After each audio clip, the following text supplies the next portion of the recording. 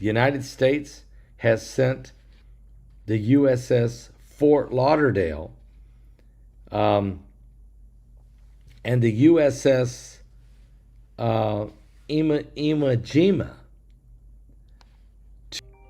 Joining us from somewhere around the world, it's Mike from around the world. Pastor Paul, how you doing this evening? I'm doing great, Mike. How you doing tonight? Good. It's been a long day. It's been a long day. Well, can I ask you, has it have anything to do with why in the world was Russia blowing up the largest factory in Ukraine? Does that got anything to do with it, Mike? Yeah, they're not going to give up. They're not, are they? They're not going to give up. No, they're not. Actually, they've become quite aggressive in what they're doing, and the U.S. has no choice but to, defend itself. So we're starting to get to that point. Okay, when you say the United States has to defend itself, it's because we're not going to have a peace deal, are we, between Russia and Ukraine? It does not look like it. Not right now, at least. It really doesn't. Putin is not going to give up the idea of, going into that territory and to have it. He's on that, in that line of thinking. There are conflicting, he says very conflicting things. He had the meeting, yes, and everything, but I believe when he went back home, it was like he used this meeting to get the pulse of the USA, to see how far the USA would go, to see how things would go, what would happen. But, these guys are, he wants his country. He just simply wants his country. When you say he wants his country, in other words, he wants Ukraine because he wants to go back to the former Soviet Union. No longer, he's never, he probably will never settle for the idea that the Ukraine belongs to anybody else but Russia, right? And when, that accident happened when that nuclear power plant failed, that was it. Russia split up, and he was upset about that whole incident. So he is somewhat of a loyalist to historical ideals concerning Russia, and he plans to restore it. He wants to restore it. That's in his mind. And keep in mind, this guy, he told the USA before he went into Crimea that he was not going into Crimea, right? He told the USA prior to going into the Ukraine, he was not going into the Ukraine. I remember that, yep. So this is a guy who will look you in your face and say one thing and order his troops to do another. Do you think, at this point, do you think President Trump has figured that out now and understands it? Even though he already knows. Yeah. He already knows. He had to try, right? Right. Because you never know unless you try. And of course, there's so many voices out there interpreting who people are. He had to know for himself who Putin was. He had to know for himself. And there's no better way than to set up some sort of meeting. Also, it was a gesture of peace in the first place, right? He's now the president of the USA. And as being in that position, he has to make some sort of gesture towards his intention. And he did that. Okay, now let me ask you. Now that President Trump has made the gesture, met with Putin, suggested heavily that Putin and Zelensky should meet tomorrow. That's not going to happen. Trump's not going to like being lied to his face or made a fool to his face. Where do you see this going from here, Mike? Well, after tomorrow, after the numbers come out, because tomorrow's a big day for America. Right? What do you mean? What do you mean the numbers? What do you mean? Financial numbers come out tomorrow. Okay. And so, the markets will respond based upon what's said. But after that, he already has some plans in the making for that. different things are on the table.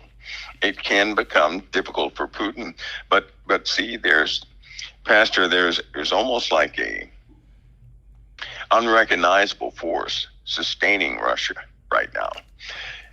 The consensus is Russia is broke, correct? Right. That's the That's consensus. what we hear. Right. They have financial trouble. So why did they just double the manufacturing of their military weapons and military vehicles? Right. Why did they recruit? They didn't just grab people off the streets, but they're building up a force that's quite strong, full of mainstream Russian troops.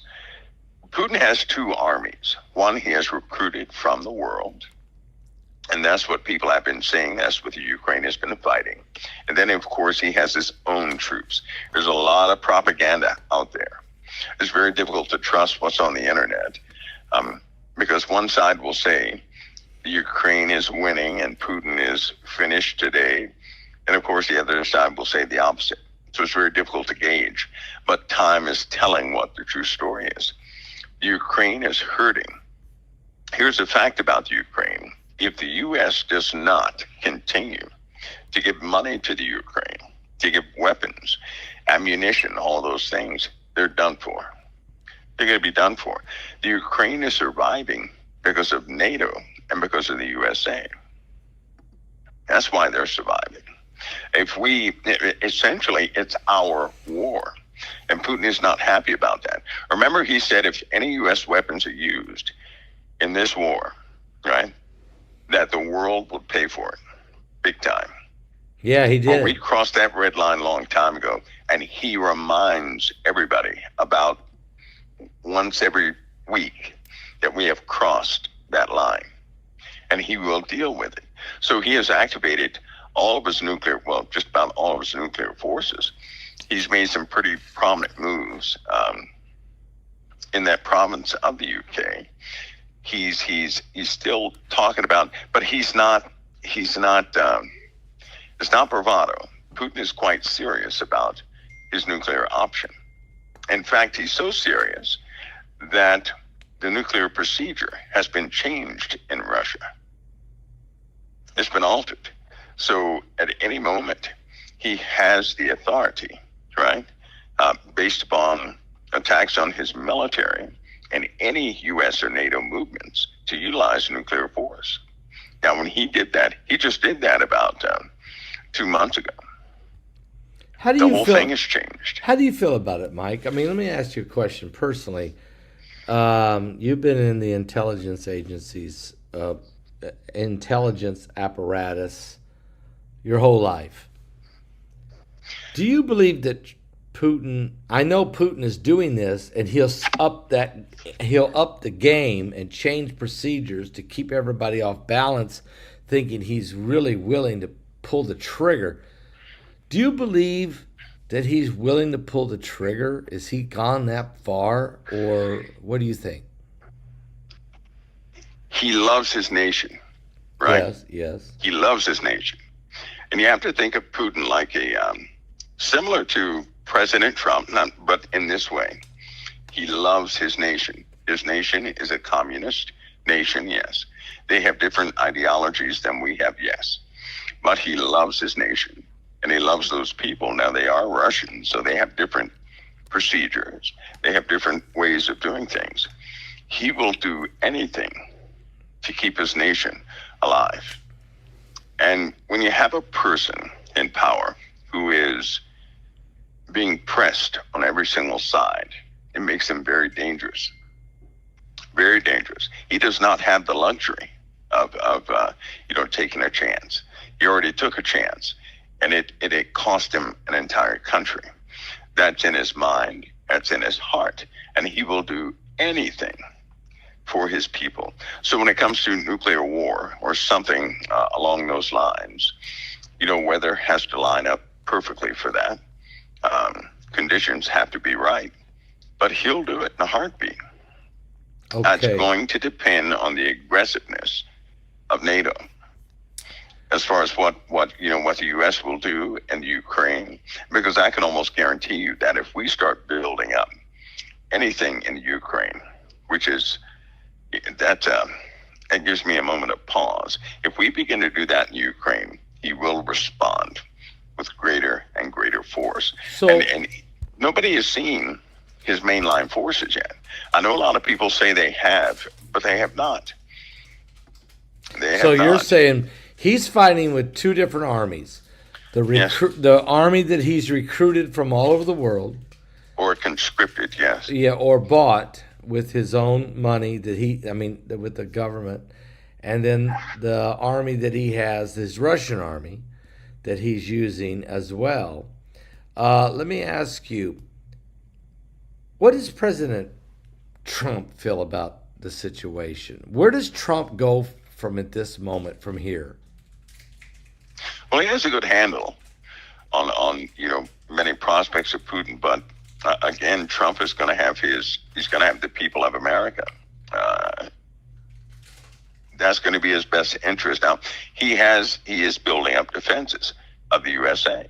He prioritized that with the Golden Dome, right? That's part of that defense mechanism, which is being built up. Now, upon completion of some of the intercepts of the Golden Dome, he was going to deploy forces. That's what he's done. We have a war front on all sides. The USA does. The people are just not aware of it yet, but they will be. We have growing tensions beyond belief, and everybody is doing everything to paint a picture of normalcy. We're not in normal times. We're in very dangerous times, right? I agree. I agree, Mike. All right, Mike, while that's going on with Russia and Ukraine, we also see that Benjamin Netanyahu has stepped up the Gaza City offensive. What's your thoughts on where that is now? Because apparently Hamas is not going to surrender. They're not going to give us their hostages. They're not going to surrender and have a free passage to a different country. It doesn't look like Egypt, Saudi Arabia, Jordan are going to take all these refugees of Palestinians. So where do we go from here? What's going to happen next? Israel, right? Israel is any act of aggression from Israel, like Gaza, even though it seems right based on what they did October 7th. It seems right. The world's not going to see it that way. And they're about to face some pretty heavy pressures from the rest of the world. Israel has power to do things in the Middle East. And believe me, there are going to be propagandists and opposition voices within Israel, right? They're already starting to join hands against Benjamin Netanyahu in his own country. Right. And we all know what that means. That is the Middle East. And he's already in danger every single day. That danger is going to increase, and now they're pursuing a legal front to get him out of there quickly. And they're going to do that under the guise of peace. Through peace, much destruction will take place. And because that is the Middle East, Iran, if anybody thinks that Iran has folded up and left the battlefield, they're wrong. Iran is now in every territory in the Middle East. And believe me, they're coordinating. They're coordinating in the Middle East. They're coordinating over here in the USA. Higher security measures must be taken in the USA to prevent what could potentially happen. I don't even think that people are aware of how dangerous the situation is within the USA. There are too many people here from the Middle East who hate the USA and are in fact loyalists in the Middle East. So that's going to be the beginning. It's just more evidence to disarm Israel by force. Yeah, I know you're right, and there's no looking back. I mean, Israel's not going to stop. They're going to finish off Hamas. They're going to, I don't know if the hostages will be released alive or dead. I have a bad feeling that all of the hostages will end up dead that are left. I hope not. I pray to God not. If that Well, happens, Mike, what will be the response of Israel if the rest of the hostages are dead? well, I hate to say this. They may want to do one thing, but they're going to be stopped by the UN from doing what they would like to do. Have you noticed that they could have already put an end to all of this, but the UN would not let them, Yeah, right? yeah, It could have been over, but they said no. They every time Israel has the upper hand, right? Then there's some sort of machine that cranks up, tells Israel no, stalls the process of a true victory, and then it just perpetuates these terrorist groups. That's all it does. They have the appearance, right? Hamas had the appearance of coming to the table, yes. but they're not going to make peace. And again, my final anchor on that has to be the book of Daniel. Okay. It's fairly consistent, the book of Daniel, that you have these two. One is the prince of the holy covenant. One is not. And the one that is not has indignation against the holy covenant or hatred against the holy covenant. And that person will go out and get all of those in the Middle East who also have hatred against the holy covenant. They'll all come together and take Jerusalem. That's in the book of Daniel for the abomination, to set up the abomination of desolation. You are So correct. when it comes to like big moves of peace in the Middle East, I do not believe that's just not going to happen. It's not going to happen. It always appears as though it does, and every single time, Israel, somehow they end up paying the price. Every single time. But I believe this time, the USA is in danger also. I believe the USA is in danger this time likewise. Because biblically, no one can go into Israel and keep it for 3.5 years when the USA is up and standing. So my question again is, what happened to us that we could not intervene into a 3.5 year siege in Israel? That's my question. So something is Yeah, afoot you're with us. always bringing up that 42 months in the Bible that says they're going to be underfoot, and it's significant because it's one scripture says time and half a times. I think it's in Daniel. Another time it says 1260 days, which on the Hebrew calendar is exactly 3.5 years. 42 months is exactly 3.5 years. So this 3.5 year period, and even the two witnesses that will be preaching for 2.5 years get killed at that point. Yeah, they sure do. They sure do. So we know that there's going to be this 3.5 year period. Let me ask you, now that you can see what's happening in the Middle East, you can see what's happening in Ukraine, there's other hot spots. You know, we have to look at China and Taiwan. Matter of fact, what do you think about that fireball that exploded over Japan yesterday, or was it this morning, actually? It was huge. I mean, it lit up the sky for hundreds of miles. What's your thoughts on that, Mike? As part of the meteor shower, you remember we're going through a thicker part of these meteor showers. And just to make that story plain, a fact was found out 2023, 24, and that these standard meteor showers that we have, a while back we went through a thick part of these meteor showers. So lots of material has been gathered from these meteor showers, right? Yep. Well, they found out way back in the past, the entire surface of the Earth was almost set on fire by these same meteor showers. And then it subsided, and then it happened again. So guess what? These meteor showers that we have that have been benign in nature have thick sections to them, and we're coming right into those thicker portions. They will do damage once we get to the portions we've been in before. You know, it's kind of like the 4 seasons. We go through 4 seasons here on Earth. There are longer seasons concerning these rocks and asteroids. We're going through these tails, and it's somewhat of a consistent motion that the Earth goes through these tails. once we go through these thick parts, all of us will know that that's an issue.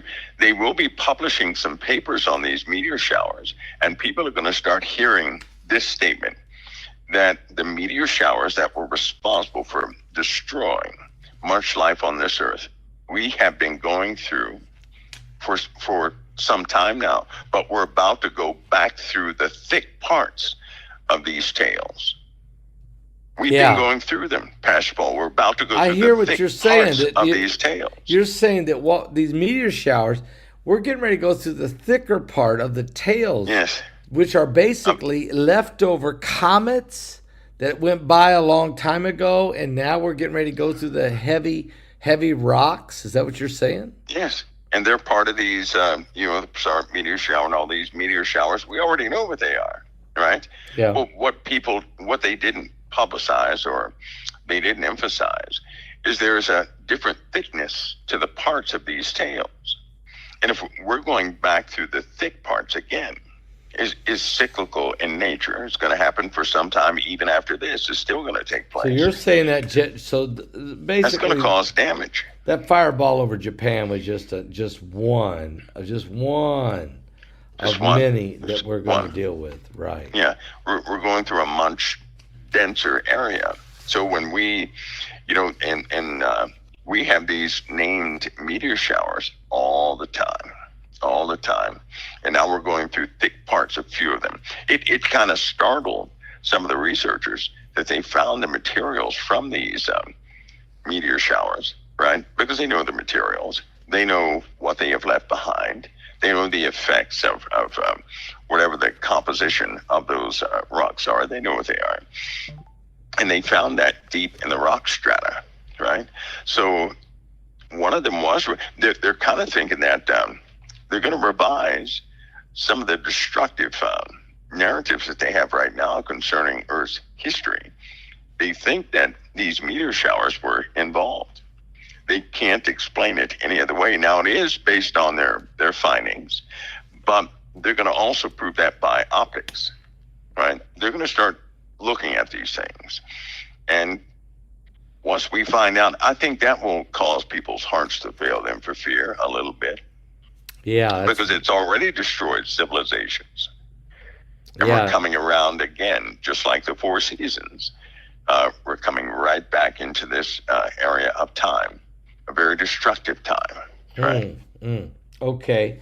Having said that, Mike, NASA has just announced that they've released a space probe called Osiris Apex that they're sending straight toward Apophis, which, of course, we know Apophis is coming on Friday the 13th, April the 13th, 2029. I've often wondered, if Apophis was no concern, then why send this probe? What's your thoughts about that? Well, the chances of Apophis have been changing and altering, and they kind of keep that under wraps. Wait a minute, Mike. They let the internet talk. Wait a minute. Are you saying that we haven't been getting the whole story? I mean, I remember when Apophis was first discovered in 2004. Right. I've been tracking it now for 21 years. You're saying that there might be more to the story? Well, what do you mean the facts are different? Is it closer than we think, or is it going to be closer to the Earth than we think? It's a possibility. It may come sooner than what people know. Sooner? Wait a minute. So is it going to come closer? Is it going to be sooner? Is it going to be both? Well, that is still one of the wild. They haven't released that information. No, okay, but the timing of it is definitely changed. That's huge. This is breaking news. Mike, time out. That's breaking news. Nowhere has anyone ever said that Apophis may be coming sooner than April 13th, 2029. So are you breaking news here? Well, I'm sure they don't want to gaslight the situation, right? But the timing is not right. Okay. Now let me ask you this question. So we'll go with the fact that you're telling us tonight that the timing's not right. What about the closeness of the Earth? Is that right? Or is that No, different? I don't think that's right either. Oh, my I think Lord. it has changed the proximity of Apophis to Earth, right? It's all been about the keyhole at first. Yeah, I remember So you talking about that. they calculated the orbit and the keyhole, but that's been revised 6 times. 6 times. Okay, I it's been appreciate you revised. being honest with us tonight and telling us that it's been revised 6 times, because I'm going to tell you, Mike, Yeah. it's the first time I've heard this. I'm going to be honest with you. And I've been studying this thing for 21 years. Now, I can only go by what media releases to me. I don't have access to what you have access to. But you're saying is they've been making adjustments to this thing all along, and it's 6 times adjusted. And because I knew when I saw that today that they were releasing, NASA had sent out a new thing called a new probe called Osiris Apex. I said, whoa, there's something up. They would not spend billions, probably $5 billion. And I don't know if that's the right number. Right. But would you say that's pretty close? Yeah, if they're being honest, I doubt that's the right number either. Okay, I'll guess it. $1 billion. You wouldn't send a $500 million probe to check on an asteroid that you already know is going to miss us, unless you're saying. I'm not saying, Mike, that it's going to miss us, that it's going to hit us, but you're saying they've made 6. So it's not going to be so in other words, is it coming sooner or later than April? Well, they made some adjustments so that it's going to be a different. Obviously, it's going to be a different time period, not too far off, maybe. But then again, I heard at one point it was 2 years off. At another point, I heard it could come 6 years before. What did they say? Not 6 or 4 years before its projected date. Whoa, this is 2025. It's coming in 4 years.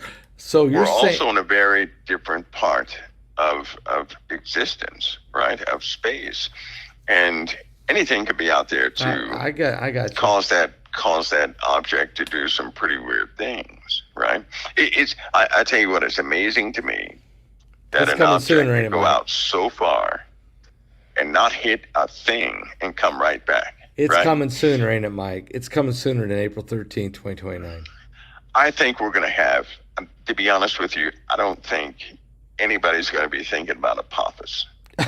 You keep bringing that up. So in other words, and you've been consistent. You've been absolutely consistent saying, Paul, don't worry about Apophis. It's what's coming before Apophis. So let's talk. We're going to have to deal with some.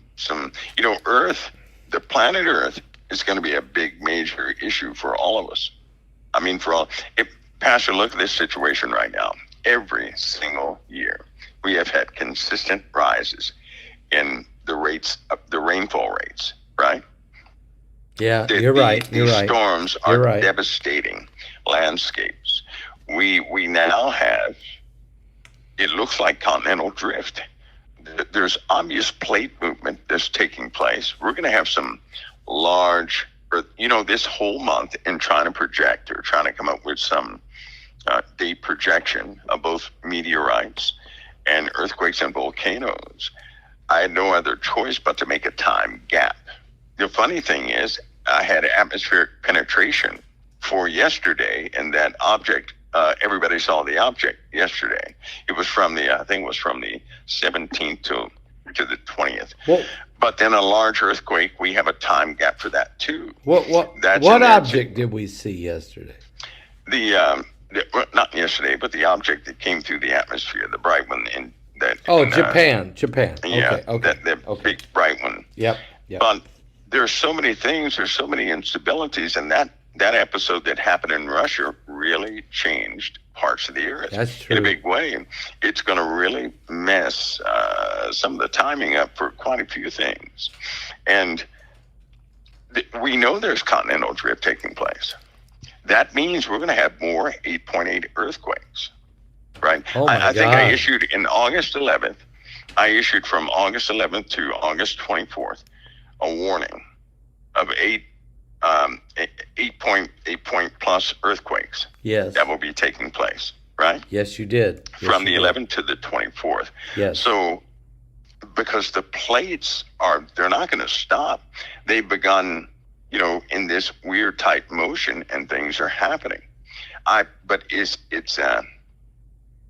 almost like it's not emphasized. We're also going to see continents, right, that will change their altitude. In other words, somebody may be above sea level today, but they may not be above sea level 2 months from now, right? Okay. For example, there was a time when Antarctica the landmass was totally visible, right? Yes. There are maps. They go back a long time ago. Why did they show the landmass as it really looks underneath the ice? That's true. LIDAR confirms it. Everything else. There's too many things happening right now, and so the geo situation in the Earth, that's something that nobody can reckon. Well, it's going to do what it's going to do. And I know we're going to show this map you sent me and Heidi during the webinar. I don't want to talk about that right now, but I do know that you sent it to us. It's phenomenal. It said November 2025, so I take it, Yep. Mike, you're sending us to us. Is it not going to be released till the November 2025? Is that what? Yeah, a little after that. Yep. Okay. Those are calculated times of some very real impacts. You're giving us for this webinar a heads up a couple months early. And so, folks, if you guys get your ticket for this webinar, Mike sent me and Heidi a map. That is very significant. It's for North America, and it's dated for November of 2025. So Mike's getting it to us a little early. You guys are going to be the first to see it, and it is significant. If you live anywhere in North America, if you live anywhere in Canada or the United States, you want to see the map and the significance of what it means, of course, when it relates to magma. Am I right, Mike? Yes. So also, Passball, also, here's something I don't know if you know or not. You probably do. Probably not. But you've heard me talk about the water event, right? Okay. Yes. Okay. So now, if all the billionaires began to buy up farmland in the USA. Yes, they are. And all of that farmland just so happened to be in the places above a specific elevation. Would you pay attention? Yes, I would. The farmland that is purchased, now this is odd, but the farmland that is already purchased, that is above a specific elevation, already belongs to 4 people, all right? Bill Gates. Bezos, the Facebook guy, Zuckerberg.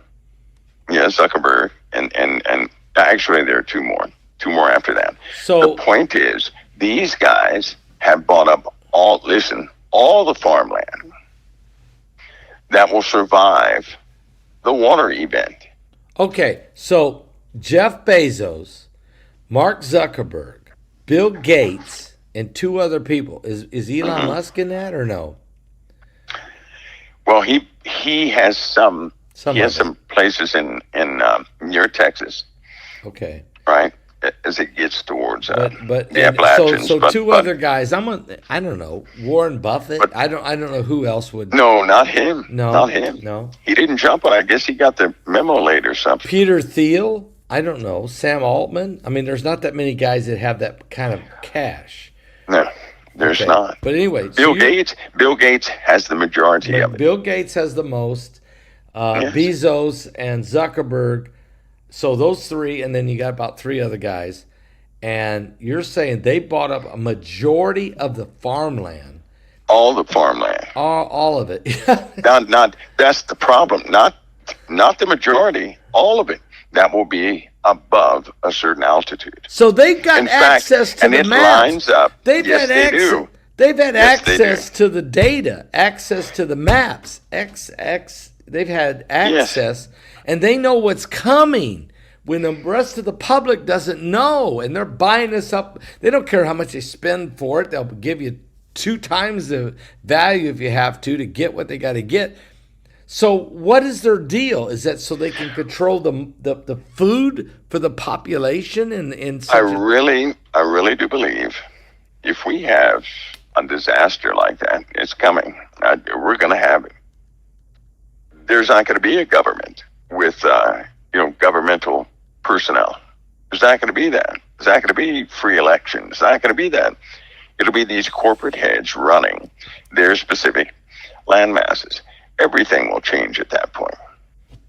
Everything will change. I'm working on another book right now, so I need to write this down because this is going to go into this book. Because why I'm saying that is because I'm writing a book. I can't tell you the title of it or what the premises of it is yet because I'm not allowed to. But the information you're sharing with me is going to go into the book because that's just too important because it goes along with prophecy, actually, in the book of Revelation. And so what you're saying is, Mike, that what kind of water event are we talking about here, Mike? Global. That's global. Global. We're about to reach a saturation point, right? Water is heavy on the land masses. There's salt water filling up these old salt mines and evacuated wells and everything else. Magma is pressing up from the bottom. We're going to have continental issues. A warning is soon to be issued in the U.S. near South Carolina, all the way up to Jersey. No doubt some sort of warning will be issued due to potential earthquakes in that area.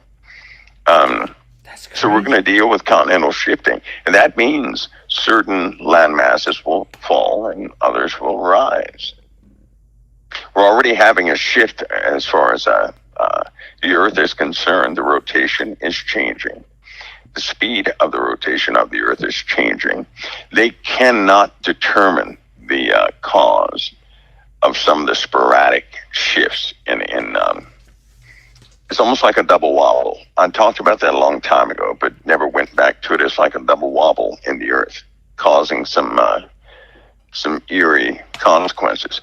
For example, the front of cars have been melting due to the heat this year. Cars have been stuck on roads because their tires melted while they stopped at a stoplight. People are being badly burned, getting on their bikes, and it was 82 degrees somewhere, but any type of seats or anything that was exposed to the sun started to get real soft. The sun's light is different. Is very different, right? Very different. Yeah, I believe that. The trees were turning early. There were trees that were turning, 2.5 months ago. The sunflowers are pointing away from the sun in a lot of places. Now, adult sunflowers, they don't necessarily point towards the sun, but the other ones do. And it's impossible to have a field. Well, I'm not going to say it's impossible, but you shouldn't have an entire farmer's field of sunflowers pointing away from the sun. What is that? It's in the animals also. Animal behavior, when you start pulling stats on some of the scientists who track animal behavior, most of the animals have been avoiding the sun. Most of the animals avoid the sun. And which is, all these things are odd. But then we have, here's how it makes sense. The rainfall that we're having is a consequence of a heated upper atmosphere, right? Yeah. With relative humidity, when you have warm air, it can hold a lot more water, right? And when you cool that air off, that water has to be discharged somewhere, right? I use an example of an AC in the sweating pipes. When you have higher temperatures and you have cold air going through those pipes, you're going to have a lot of sweating. Okay. The atmosphere has gone up 25% in what it can actually hold. And there were maybe around 19 cases with insurance companies where roofs have been totally obliterated by rainfall. When was the last time you heard that one? I have never heard that. I've never. What? Is that globally? So, and we're not talking about microbursts. We're not talking about rain spouts. We're talking about normal thunderstorms where water is just that intense. Some of the flood numbers coming back, 5 inches in less than 20 minutes. That's unheard of, right? That's unheard of. Yeah. The hail has become a problem, and not hail all over the place in a storm, but the thing about hail in just one neighborhood, that's up to 1.5 feet or something like that. Well, next year, yeah, if this trend continues, next year, how in the world is a house going to be left standing? How's that going to happen? There are going to be floods everywhere. It's coming. Well, we just it's coming everywhere. We got reports tonight, Mike, that Pakistan, 739 people are dead. Thousands are missing. It was an incredible rainstorm that hit in Pakistan. We're hearing that, Mike, these things are happening. They're not, it's like what you said was going to happen. Massive, rain explosions that just wipe out large segments of the world, different locations around the world. And, of course, the media's not covering this, Mike. The media's not reporting this. I'm telling you, they're not reporting this. You got to dig for it. Yeah, no, they're not going to, because the average person they have experienced the heavy rains. They're just not putting it together, and it's a global issue. It's a global situation. And next year, here's my biggest issue. Well, not next year, but this winter. Okay. The numbers, the heat. The atmosphere is still heating up, so it's going to hold a greater percentage of water than it does right now. So wherever it flooded this year, right, you just double the landmass, and we'll see that flooding next year. And you do it again the year after. Because the year before this, we have flooded twice as much as we did last year. So next year, we're going to flood twice as much as we have this year. That's crazy. And it's going to keep going until the earth, in the Bible it says God will not destroy the earth by water again. He's not going to do that. But we're going to have certain places people will not be able to live. Period. They're just not going to be able to live. That shift, the earth is going through a shift. Inertia is going to pull the water up to a certain level all throughout the USA. So there are going to be large parts of the USA nobody can live in. Right? It's not going to happen in one day. No. But it will happen pretty quick, really fast. And so, but nobody's preparing for this. No. Nobody's preparing for it. So, folks, this webinar we got coming up called Warning Planet Earth. Mike's giving you a little hints right now tonight. I'm telling you, some of the information he shares in this webinar is incredible. It's next Friday. It's August 29th. You don't want to miss this. It's not just the events he's telling you about in weather, whether it be from space or the earth and the atmospheric compression and all the different things that happen. But Mike goes into an incredible information about the AI, about what AI means. And I'm not going to ask him to do that tonight, but I tell you, when you did that webinar, Mike, and you started explaining to me what AI's capabilities were and where it was going, it left. I couldn't sleep for 2 nights. This is coming fast, isn't it? Is the world? We're not prepared for it. We don't even know what this means, do we? Right. Exactly. I think a lot of people have. They speculate about things, but they don't quite comprehend the changes that have been taking place already. Mike, there's been several planes falling out, not falling completely out of the sky. Small planes are crashing. But there was a Delta flight just recently in Orlando. It was on its way from Orlando to Austin, which part of the wing flap just broke off, I guess. I don't know what happened. We're finding out this is happening more and more. There was a flight that just recently fell 27,000 feet, and they stopped at the last second. I can't remember where that was at. That was earlier this week. So are we going to continue to see this, and what's causing this with the aircraft? That's happening with a lot of things that go up in the air. For those folks who do missile guidance, the INS and RLG and FOG systems in there, they have been working overtime due to stress falls in some of the missiles. Something is causing a premature decay of these materials, right? So I believe it's the sun. I do. I believe it's the sun, the differentials in the heat, the type of light. Yeah, because if you expose metals to certain types of light, the sun can be quite dangerous. You're looking at something that puts off a huge spectrum of light waves, visible and non-visible, that can be quite destructive on metals. And then you mix that with poor maintenance, right? And then you mix that with a lot of retribution from immigrants, and then you have a problem, right? They made a mistake. I think a lot of companies made a mistake. Passport is no secret that they wanted cheap labor. That's why Americans couldn't find jobs, because they would give it to many of the illegals that would come over. They would hire them instead of other people. And as you know, they're looking for retribution. These people have declared war on America. They actually have. I agree with you. I agree. It's one of those things. And you have, I spoke to a group of young kids. These kids are inconsolable. They're inconsolable. That has me deeply concerned, right? Not about the adults, the children. Because the children are going to grow up with a hatred against America so deep that nobody's going to be able to turn it. I mean, it looks exactly like that biblical situation that we often read, how that people on the earth are full of hatred, how they are murdering each other, right? And it's just developing that way.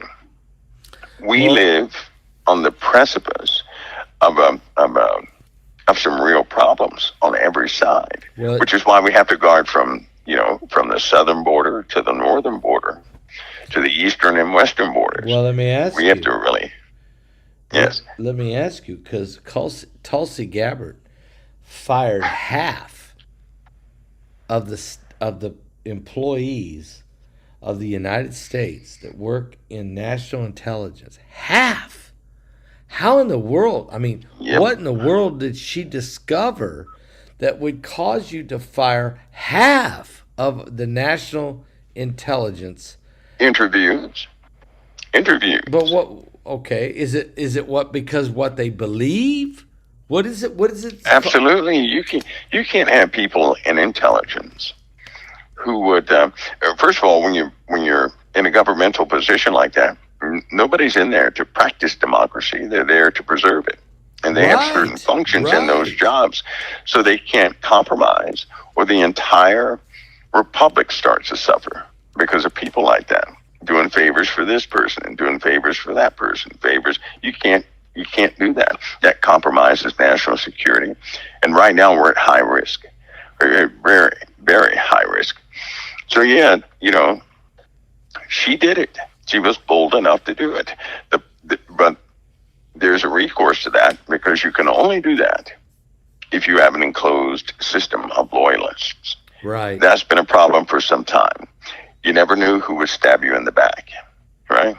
And it gets very tricky in the intelligence community, period.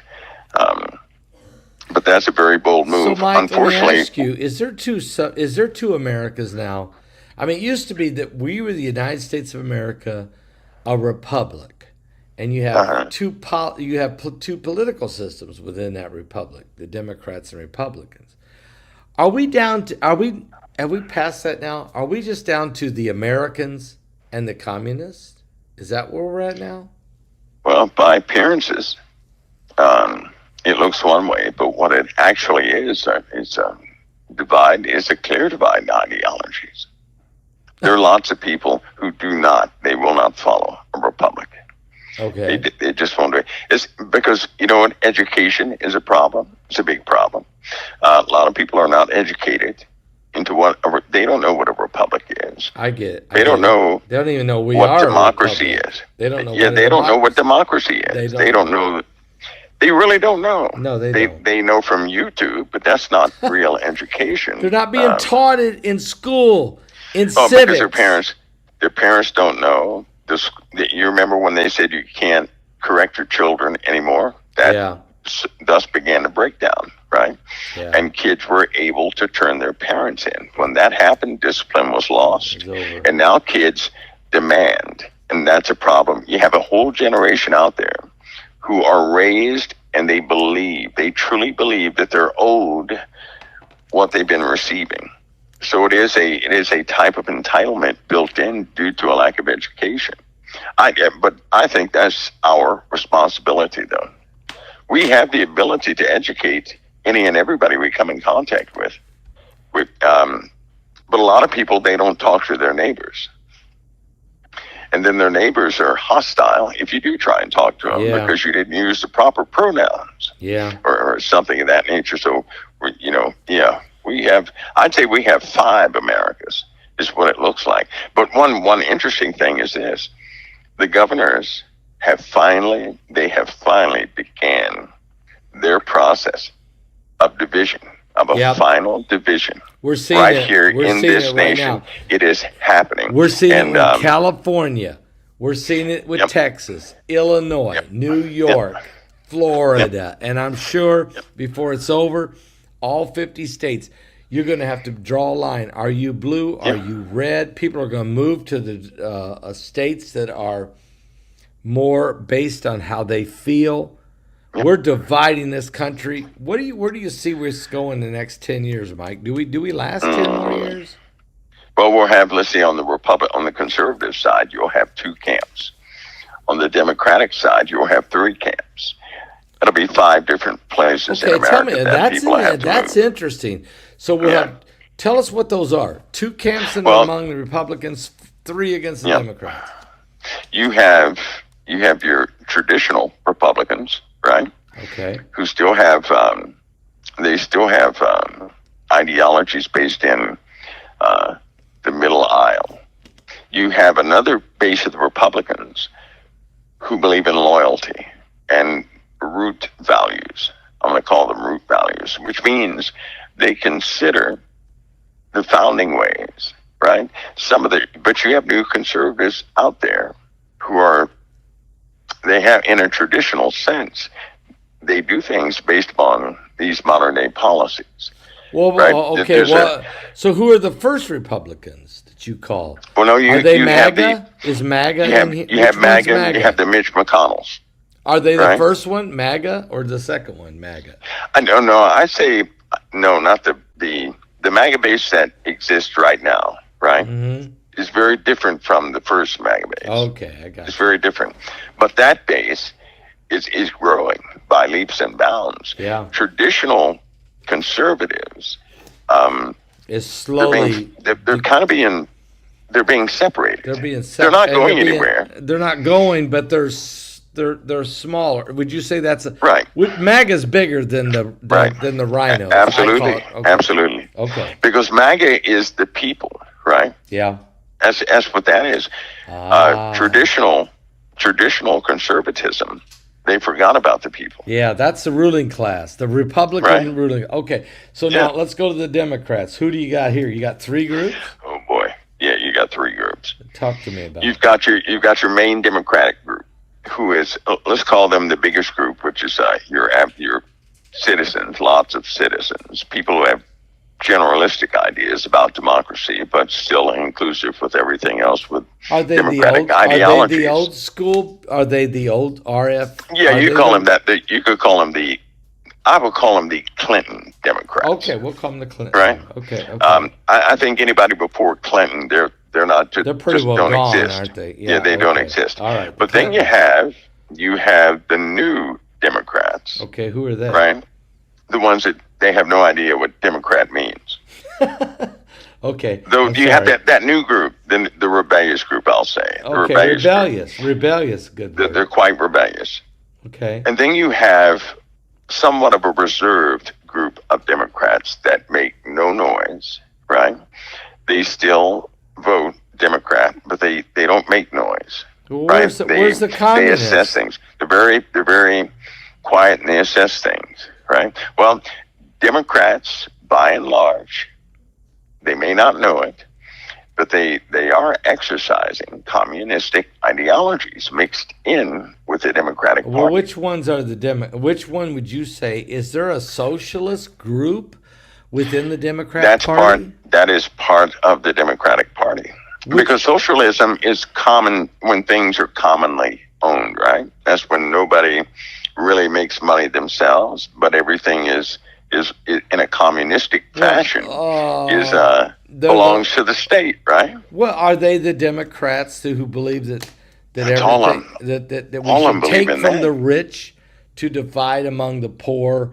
But they don't really care about the poor per se. They say they do, but they actually take from the rich to divide among themselves, the ruling class. I mean, isn't that the socialist, communist Democrats, like the Mandami bunch, the AOC? Yeah, I think I think the people they don't know what a socialist is, right? Right. If you look at a socialist and that ideology mixed with a bit of communism, then you would see the modern day democratic machine. And the problem with it, they don't know what taking from the rich and giving to anybody else. They don't know what that is. You know, it's not even right to say taking from the rich. It's taking from the working man. They don't know. And giving to the non-workers. Am I right about what I'm saying here? They don't know. Poor, not taking from the rich to give to the poor. It's taking from the workers to give to the illegals and non-workers. Would that be? They don't know. Here's why I say they don't know. Okay. I take out a lot of time because I'm concerned about these young kids to teach them things about. Say, for example, you have human services. Say somebody who's receiving food stamps, right? But they were raised up in a home that received food stamps. Okay. They're going to grow up, and food stamps is going to be normal to them. And they're going to say, when I grow up, I'm going to just go ahead and get on food stamps, and that's going to be inclusive in my life plan and go forward. I got you. Right? Yeah. Because they grew up in those communities like that. Mm-hmm. Those kids have to be educated to understand that's not a permanent solution, nor is it a guaranteed income.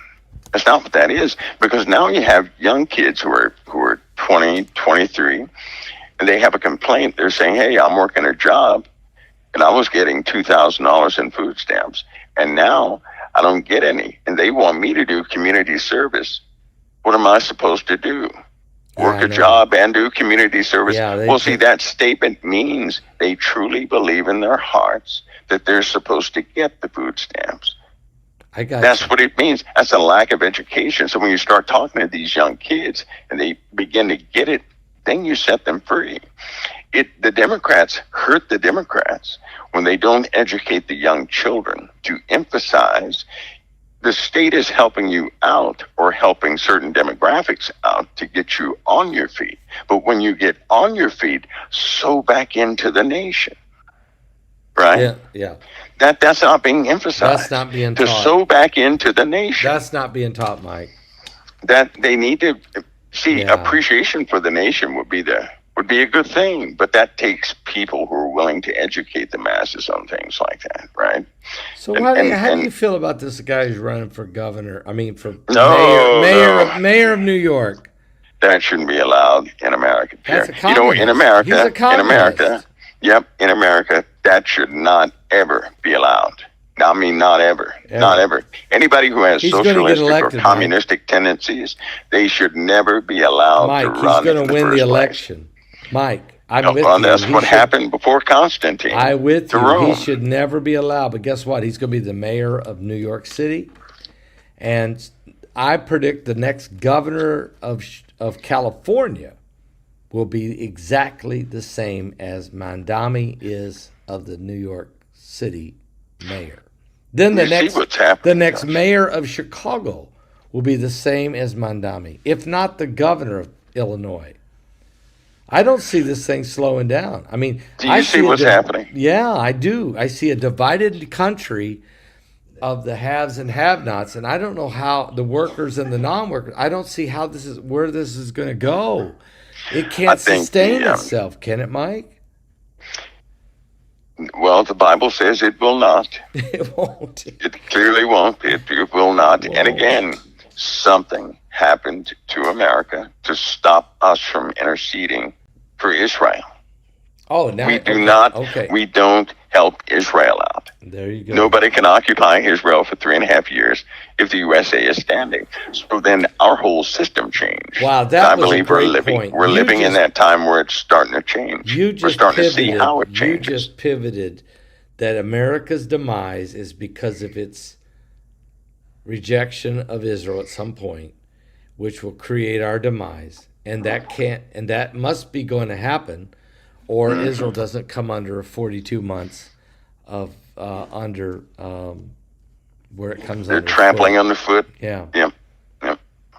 Wow. So we know it's going to take place, and it's Wow, that was a great point. You made a great pivot there, and I think you're onto something, because obviously something happens that America rejects Israel.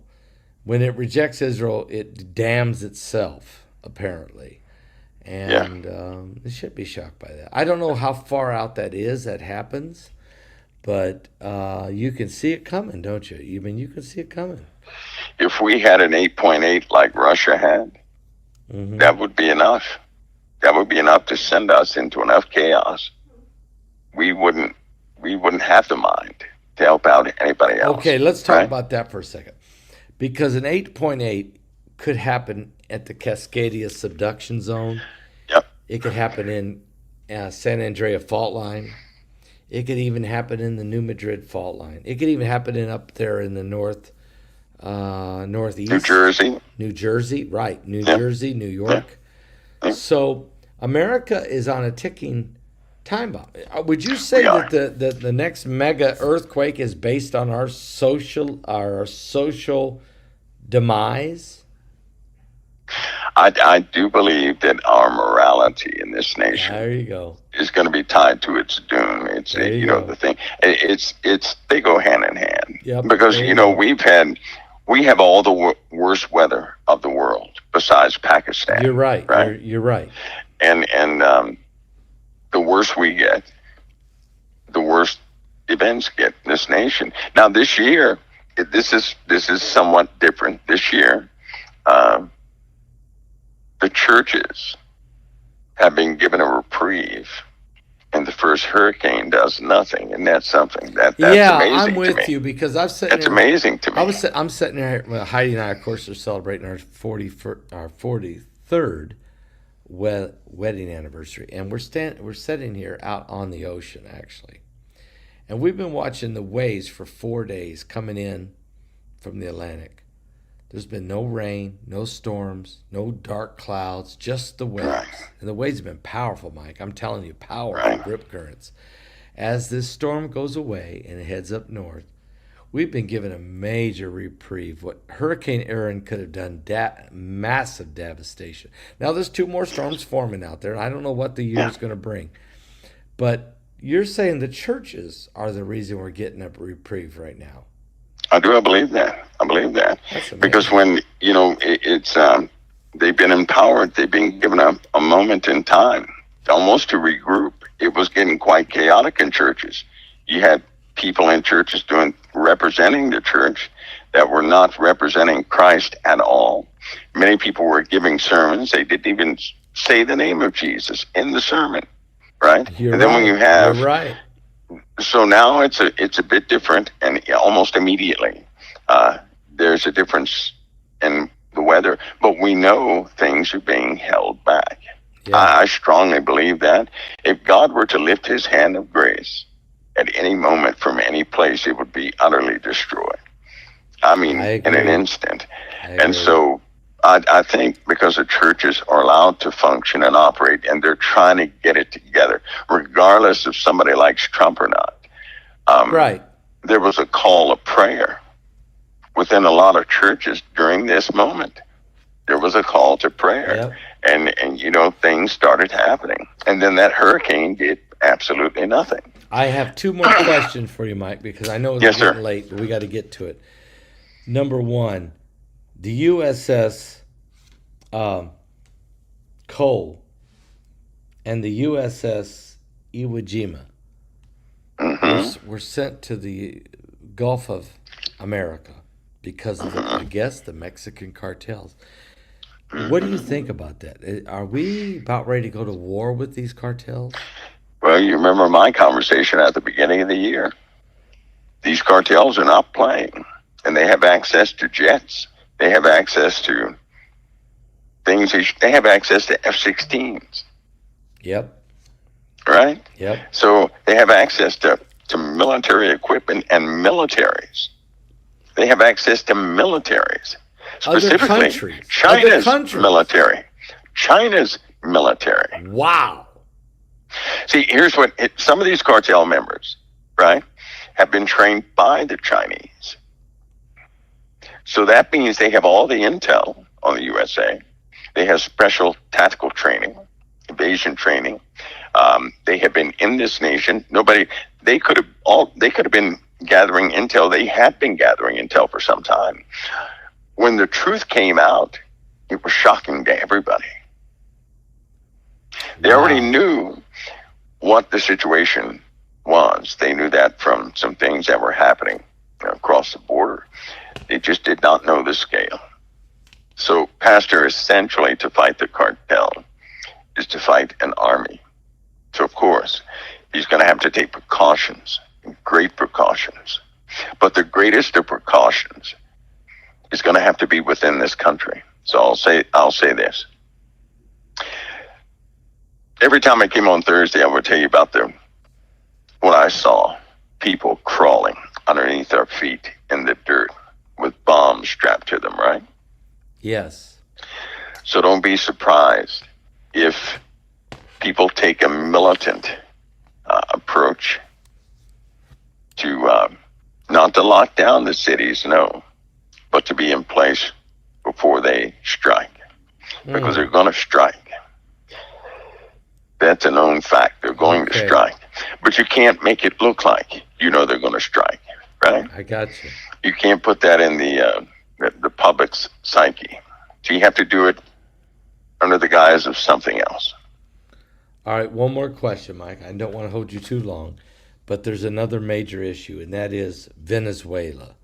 We have launched the USS Fort Lauderdale and the USS, I forgot the name of the second one, two major battleships or warships off the coast of Venezuela. And it's because major concerns of what President Nicolas Maduro is doing to that nation. He is basically taking it. It started with Hugo Chavez, but it's gotten way worse. It's an absolute hostile takeover of the nation. Just communism ripping people's homes and businesses and property away from them. Why would we send two major warships off their coast? Are we planning on going in on Maduro? Well, you don't think it has anything to do with the two proposed Russian submarine bases in that area, do you? Well, I think that could be part of it, certainly, and maybe that has everything to do with it.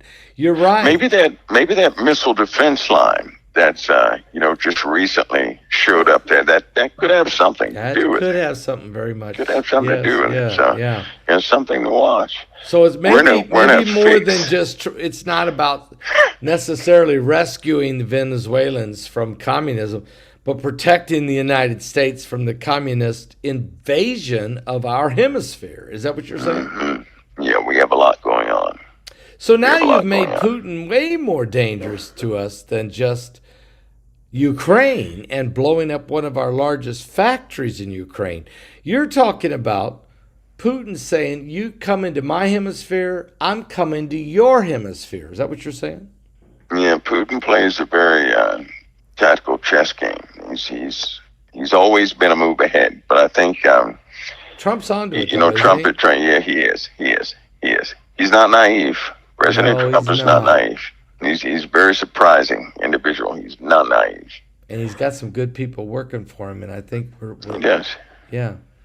I And appreciate that you being a part of our intelligence as well, Mike, to be honest with you. I hope that people are praying, Pastor Paul, for President Trump, because yes, he has good people around him, but there's still serpents in the grass. I agree with that. Well, we'll be There's praying. serpents in the grass. Mike, next week, of course, this webinar is going to launch, Warning Planet Earth.